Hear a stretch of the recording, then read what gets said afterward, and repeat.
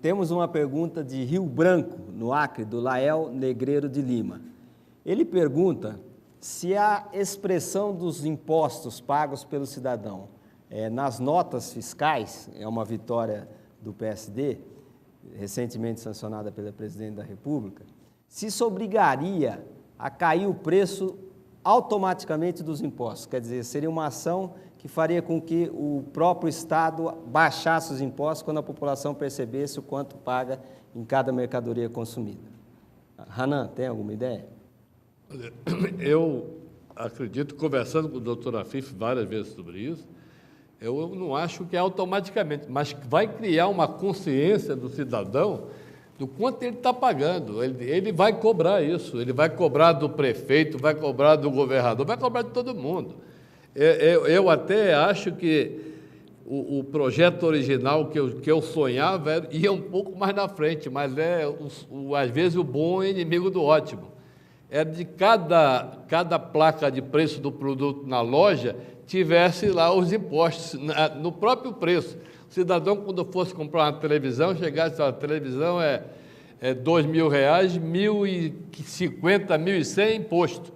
Aquilo ele já criaria uma raiva ali na loja, que antes de comprar ele já começaria a cobrar, mas o risco seria de ele quebrar, fazer um quebra-quebra, porque ia ficar horrorizado de ver que impostos sobre coisas essenciais no Brasil são gigantescos.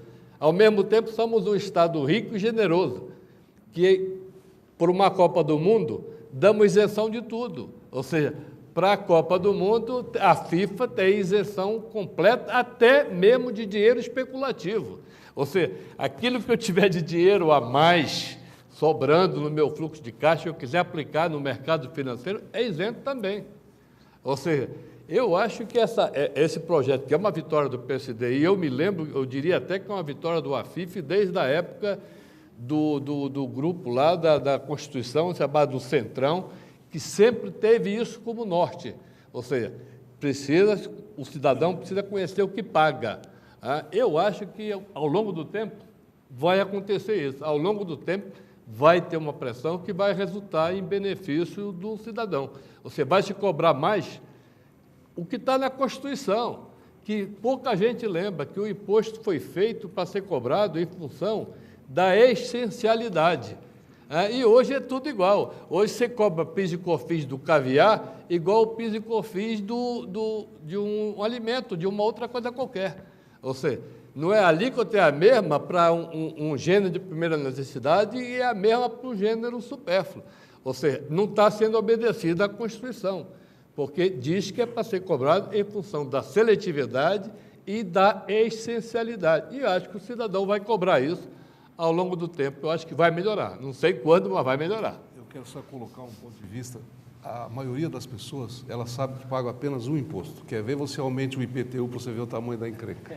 É porque ela fez. Ela é filha, a Féria, ela traz o imposto que ela pagou no outro ano, traz o carnezinho, o que aconteceu aqui? E o IPVA também. É impossível você aumentar, porque as pessoas têm consciência, elas resistem. Então, eu não tenho dúvida que vai produzir uma cultura de acompanhamento muito importante. Porque é muito alto. Meu Deus. Mas isso não vai piorar para o prefeito? O quê? Essa pressão? Não, se ele se aliar ao povo, não. Absolutamente. Ou seja, ele vai ser um agente de reivindicação também. Por isso que eu acho que vai ter um levante de baixo para cima. Quer dizer, a única forma de mudar de cima para baixo não vem. Aumentar o nojo pela carga tributária para melhorar isso. Mas veja, é importante, Samuel, isso que você está colocando, na verdade, primeiro, ninguém é contra o imposto. O imposto é importante. Aqui não se está fazendo uma peroração contra o imposto. O imposto é fundamental. O imposto justo é fundamental. É aquele que o cidadão sabe que está pagando, mas ele tem certeza do retorno desses recursos em favor da sociedade. E essa certeza nós não temos em função da falta de qualidade do serviço público vis-à-vis o tamanho da carga tributária. Portanto, eu acredito, e colocando aqui dentro para poder citar o debate, nós temos uma nova classe no Brasil.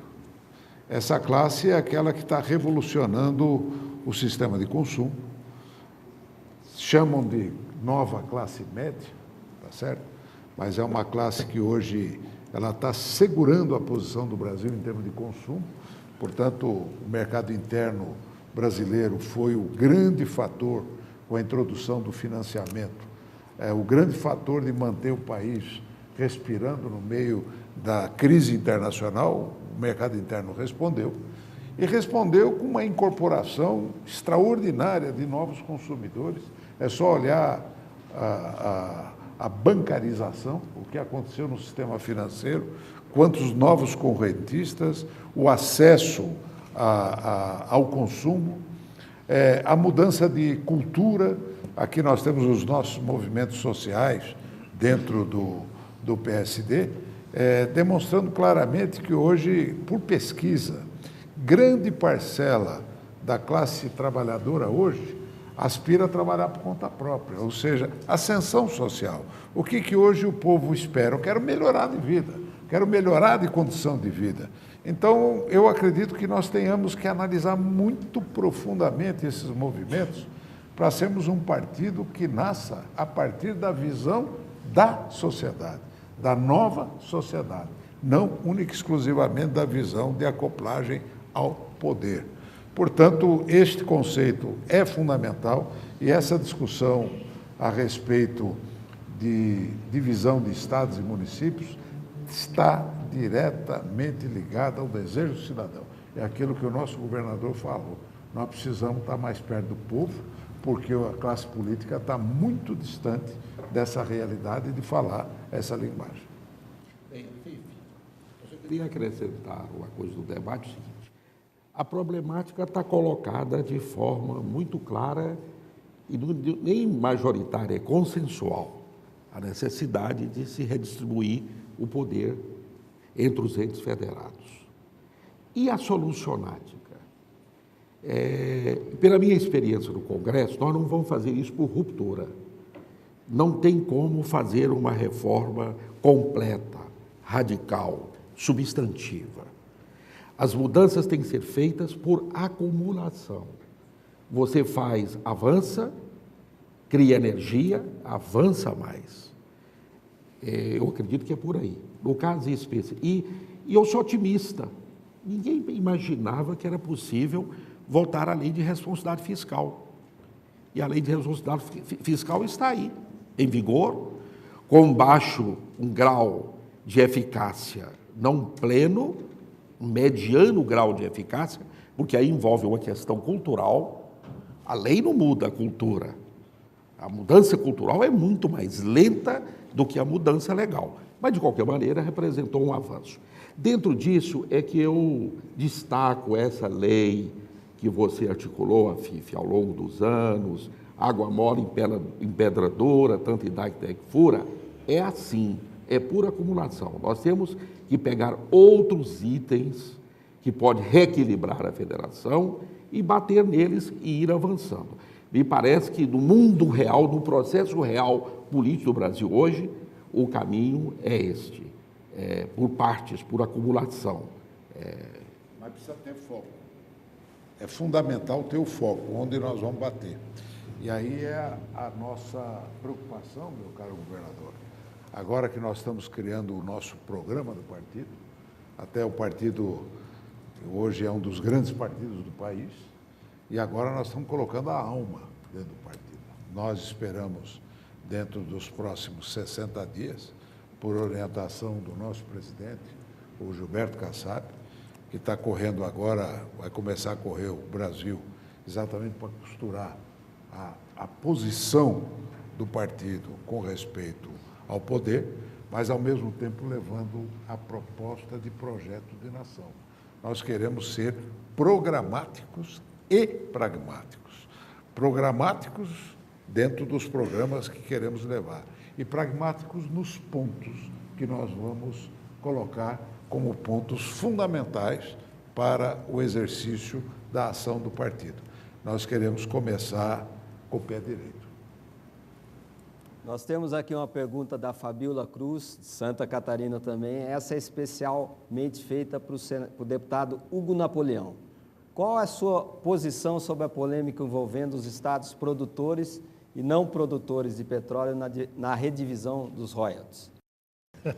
Parece que ela adivinhou. Eu já tinha escrito aqui, próximo item para falar, royalties. Então, é sábia. Eu gostaria... Pode ser, tudo pode. Mas o fato é o seguinte, é que os royalties de petróleo hoje concentram-se a razão de 85% em um estado, que é o estado do Rio de Janeiro.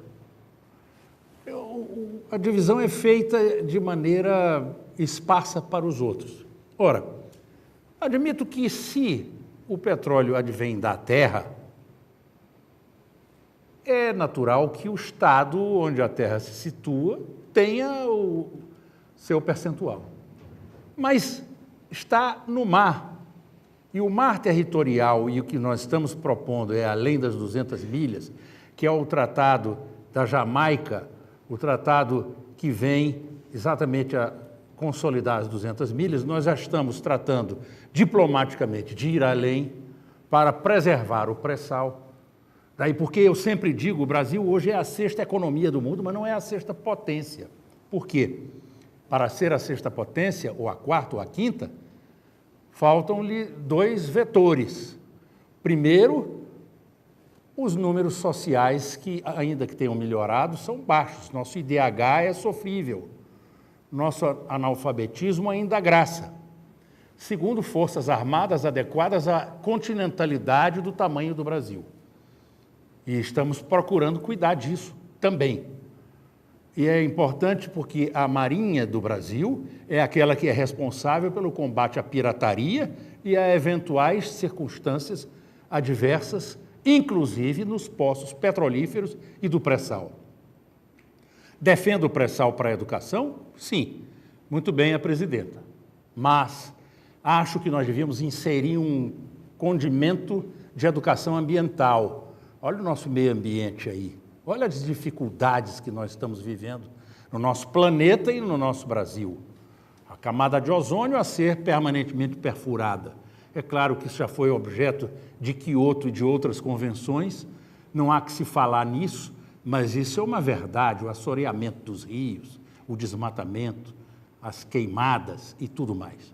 Então eu sou realmente favorável a que nós aceleremos aquela questão legislativa dos vetos presidenciais a serem apreciados no Congresso Nacional, mas eu sou a favor realmente de uma justa e equânime divisão, porque o mar territorial e o mar que vai além, esse mar não pertence aos estados, pertence à União. E a União é de quê? É de todo o Brasil. Por isso eu defendo uma repartição justa, equânime, equilibrada e bem dividida dos royalties de petróleo. Antes de fazer uma rodada final de comentários dos nossos debatedores convidados, chegou o horário de fazer um comercial. Trata-se do livro Em Busca da Melhor Cidade, da Fundação Espaço Democrático, lançado no mês de dezembro aqui em São Paulo e lançado também em dezembro na cidade de Brasília, que contém uma coletânea de textos de especialistas cobrindo os mais diferentes assuntos, os mais diferentes temas referente a questões que envolvem os municípios, as cidades brasileiras. Ficou como essa mesa concorda que é muito difícil se fazer uma reforma tributária no curto prazo, muito já foi tentado, e que é mais viável, talvez, fazer algo que reformista por acumulação. Mas o Brasil não pode esperar muito. E eu gostaria de perguntar ao Samuel Hanan, ao governador Colombo e ao deputado Hugo Napoleão, o que pode ser feito já? O que pode ser feito sem grandes mudanças legislativas que possam melhorar essa articulação e a relação entre União, Estados e municípios? Eu acredito que, em primeiro lugar, para se discutir isso, seriam os partidos. Então, acho que a discussão partidária isso deveria ser mais enfatizado e com muito mais propriedade, como está sendo feito esse seminário em diferentes estados, indo para os estados. Mas, como você colocou, enquanto isso, o que fazer? Eu acho que tem algumas coisas que podem ser feitas para melhorar esse desequilíbrio. Por exemplo, dívida dos estados e municípios com a União. Os estados e municípios deviam à União em 2000, na renegociação do governo Fernando Henrique, era alguma coisa da ordem de 198 bilhões de reais. Em 2000. Em 2011, era o último dado que eu tinha, os estados já tinham pago o valor praticamente igual a esse, 197 bilhões de reais. E estavam devendo à União, em 31 de dezembro, 480 bilhões de reais. Ou seja, lembrava um pouco, para quem é mais velho, o BNH. Lembrava um pouco o BNH. Então, o que pode ser feito? Hoje, a União cobra dos estados e municípios IGP, são 3 índices praticamente, IGP, ou IGPM, ou IPCA, mais um spread de 6, 7, 7,5%. Isso vira em torno de 12,5%, 13,5%, 14% ao ano de juros. Mas a União capta no mercado a Selic a 7,5%, 7,25%. Ou seja, está defasado o 7,25% em relação aos 14%, aos 13%. E muito mais defasado em que a União injeta dinheiro no BNDES, dinheiro do Tesouro, e empresta ao setor privado, como empresta até a campo de futebol, TJLP, mais 1,5, mais 2. Estamos falando de 5, 5,5, 7. Então, empresta para o governador que vai fazer hospital, escola, saúde e saneamento, a 13%, 14%. E empresta para quem vai fazer um estádio de futebol ou alguma outra coisa não tão essencial como um hospital, uma escola, 6,5%, 7,5%. Ou seja, isso não é mais possível se aceitar isso. E não precisa nenhum estudo, nem grupo de trabalho, nem tempo para se resolver isso. Isso não precisa renegociar cada contrato no Senado. É simplesmente pegar todos os contratos que aí estão, continuarão válidos, mas estabelecer um único artigo a mais. Fica estabelecido que todos os contratos vigentes permanecem os mesmos índices, mas se estabelece um teto igual a 85% ou 75% da Selic.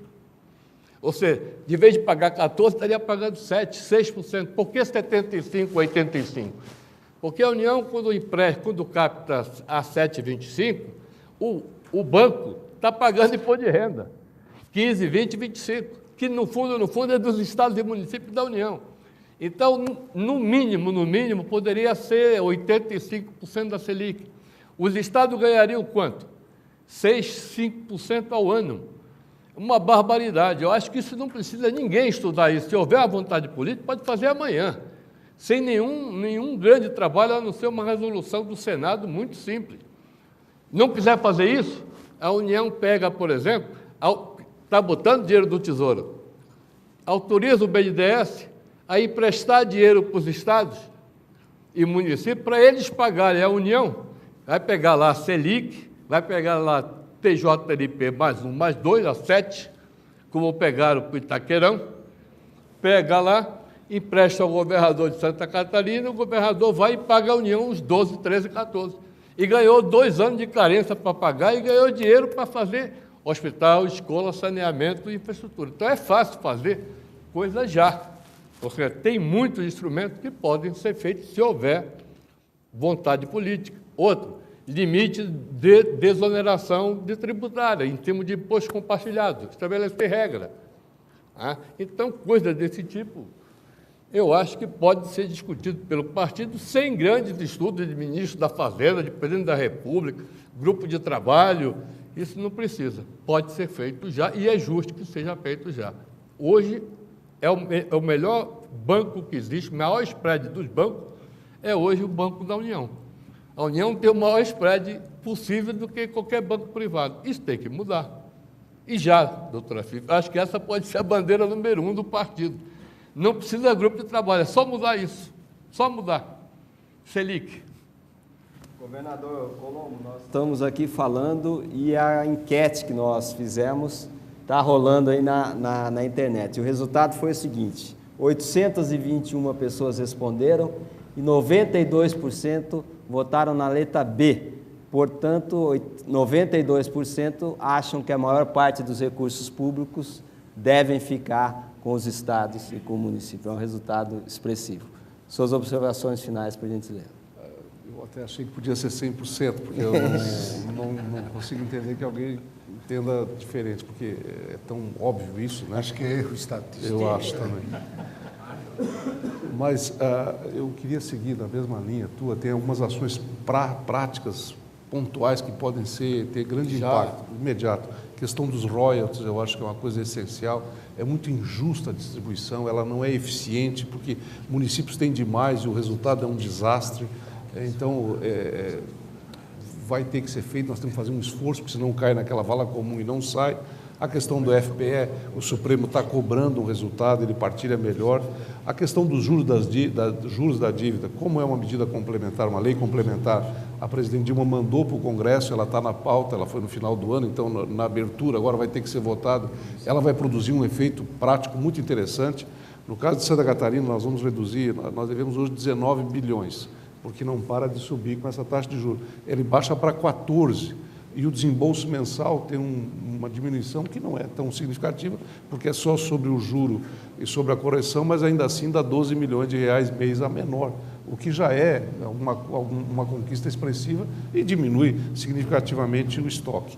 Mas eu também acho que pode ser feito, dentro do que você colocou, um programa com os municípios. O governo de Santa Catarina está fazendo, através da capitalização do nosso Banco Estadual, o BADESC, Banco de Desenvolvimento, e do BRDE, um aporte de recursos significativo para nós emprestarmos para os municípios. Santa Catarina tem 295 municípios. Não tem como fazer um convênio, ajudar em obras cada um, porque os prefeitos ou foram reeleitos, ou a grande maioria são prefeitos novos, eles vêm com um monte de projeto, não tem como dar vazão a tudo. Então, o que a gente fez? Nós vamos fazer uma operação de crédito com os bancos, com as prefeituras, de tal forma que tem um ano de carência, 5 anos para pagar, e o governo de Santa Catarina vai pagar o juro. Não vai ser cobrado o juro das prefeituras. E mais, nas áreas sociais, tipo educação, saúde, assistência social, nós vamos fazer da parte do programa que vai ser investido. A presidente Dilma também desenvolveu algumas ações que, inclusive, beneficiou Santa Catarina.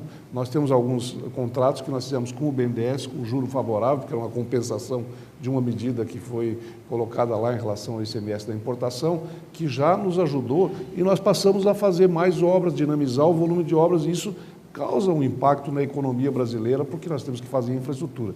Então, essas medidas são pontuais, são fáceis, é uma medida interna que deve ser feita rapidamente. Agora, sob o ponto de vista do partido, nós temos que fazer de forma muito profunda, criar um convencimento no nosso grupo político para nós definir, nós não vamos poder atuar todas as coisas ao mesmo tempo, nós temos que eleger as nossas prioridades, o foco, e sair para a sociedade e defender ele.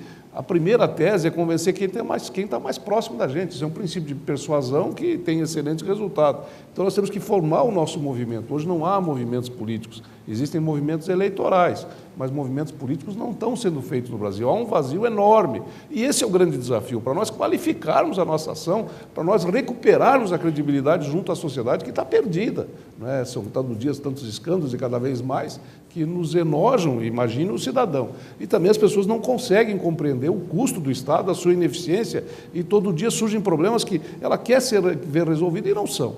Então, eu acho que a gente tem que ter um foco muito claro e qualificar esse debate e preparar o nosso pessoal para fazer com que essa tese nossa, esses princípios nossos repercutam e se tornem importantes para a sociedade. Eu acho que o Brasil está esperando muito que isso aconteça. Eu concordo com o Vilmar Rocha. O projeto político que nós temos à frente, quem for o nosso representante, o nosso líder na caminhada, que assuma compromissos de transformação. Porque senão não adianta, a gente não vai chegar a lugar nenhum. O processo político brasileiro, ele precisa ser assumido alguns princípios de mudança que não pode mais, eu acho que ninguém mais quer saber de conchavo ou de acerto político. As pessoas querem ver de forma clara uma ação transparente e comprometida com aquilo que precisa acontecer. E eu não tenho dúvida que esse tem que ser o nosso posicionamento. Deputado Hugo Napoleão, suas observações finais, por favor. Eu gostaria apenas de acrescentar que o imposto, no fundo, tem uma rejeição social. É natural, as causas já foram examinadas aqui e isso existe em função até da questão das benesses e da má aplicação de recursos. Há uma rejeição. Então, o que se poderia fazer? Há um movimento chamado Brasil Eficiente, que examinou o imposto na Europa. Aqui no Brasil nós temos imposto de renda, o IPI, o ICMS, COFINS, CID e por aí vai. Uma sequência de impostos. Na Europa existe o imposto sobre valor agregado, que é o que o movimento Brasil Eficiente defende. Então, a Alemanha usa, e a Alemanha é uma federação, e faz a repartição adequada entre a União Federal, os estados e as comunidades, que são os municípios. Por que não pensar um pouco nessa linha também de simplificação do imposto? O professor Delfim Neto e o ministro Delfim Neto e o professor Ives Gandra já estudaram esse assunto também, com vistas a essa possibilidade. Esse é um assunto que brotou e germinou nesta que é a locomotiva dos estados brasileiros, que é o estado de São Paulo, grandioso, do qual todos nós fazemos parte. Para vir aqui, eu tive a oportunidade de debater este assunto com um colega que é muito interessado na questão federativa, que é o presidente do PFL do Piauí, o deputado federal Júlio César. Eu sou presidente do Espaço Democrático. Então, nós estamos voltados para, quem sabe, pensar um pouco na redução desse número, ou desse sem número, de impostos no Brasil. Muito obrigado. Deputado Vilmar Rocha, suas considerações finais, antes das palavras do nosso presidente Guilherme Afif. Boa noite a todos e parabéns. Eu aqui quero agradecer imensamente as presenças tão ilustres dos nossos debatedores, começando pelo nosso querido governador, que aqueceu ao nosso convite, saindo de seu estado para poder participar e contribuir com este debate. Eu agradeço ao nosso querido governador de Santa Catarina. Quero também agradecer ao nosso querido amigo Hugo Napoleão, que tem toda uma história, uma biografia, passando pelos mais importantes cargos públicos aqui no país, hoje como deputado federal, na bancada do Piauí, trazendo a visão do Nordeste, né? Como Samuel Hanan traz a visão do Norte, né? E o nosso governador a visão do Sul e do Sudeste. E o Centro-Oeste, representado com uma grande bancada que nos assiste, né, contribuindo para a nacionalização desse debate. Essa é a nossa preocupação, a preocupação do nosso presidente Gilberto Kassab, em termos de se fazer efetivamente um debate nacional. O nosso partido hoje está em todos os cantos do Brasil. Elegeu uma bancada até surpreendente de prefeitos para o primeiro embate político. Hoje é a terceira maior bancada do Congresso Nacional. Aliás, tem uma disputa grave a respeito disso, né? Um partido quer dizer que ele é o terceiro, mas, enfim, nós estamos entre os 4 maiores partidos do país. Portanto, nós temos uma grande responsabilidade, uma enorme responsabilidade, e o debate, e desta forma, levado a todo o país através da moderna tecnologia, que nos permite essa interação. Nós esperamos que para os próximos seminários nós tenhamos mais auditórios participando desse debate de forma interativa. Eu pediria até ao doutor Rubens que falasse o calendário dos próximos temas a serem debatidos, inclusive a respeito das parcerias público-privadas, que este será um tema dos mais importantes a ser adotado como um caminho para o Brasil recuperar o investimento em infraestrutura. Portanto, nós estamos trabalhando com foco em cima de temas candentes e objetivos.